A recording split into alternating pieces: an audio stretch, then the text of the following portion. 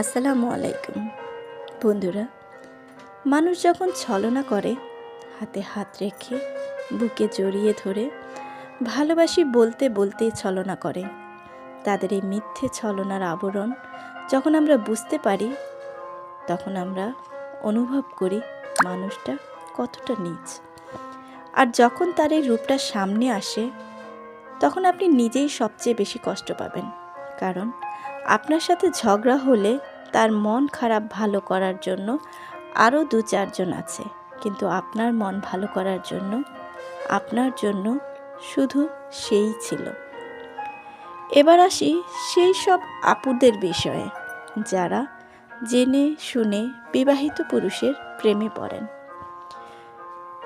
যে ব্যক্তি নিজের বিবাহিত জীবন ছেড়ে তার স্ত্রী ও পরিবারকে ছেড়ে আপনার প্রেমে পড়েছে, সে কি সত্যি আপনার সাথে স্থায়ীভাবে থাকবে?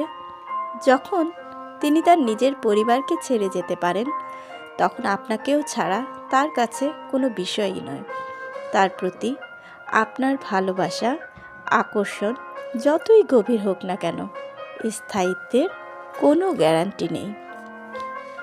হ্যাঁ আপু, আপনাকেই বলছি, বিবাহিত পুরুষের প্রেমে পড়ার আগে তার স্ত্রী সন্তানের খোঁজ নিয়ে দেখুন তারা কতটা ইনোসেন্ট। আর আপনি একটা মুখোশধারী শয়তানের পাল্লায় পড়েছেন। তাই বিবাহিত পুরুষের প্রেমে পড়ার আগে 100 বার ভাবুন। বিপরীত দিকের মানুষটার কথা ভাবুন।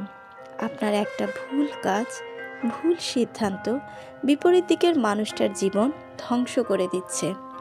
মনে রাখবেন, প্রকৃতি মানুষকে ছাড় দেয়, কিন্তু ছেড়ে দেয় না। অন্যের সুখ কেড়ে নিয়ে আপনি কখনো সুখী হতে পারবেন না। তাই সংযত হন।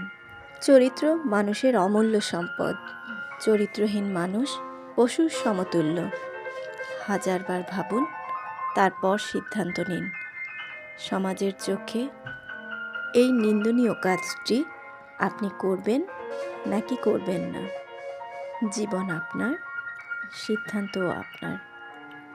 ভালো থাকবেন সবাই। আল্লাহ হাফেজ।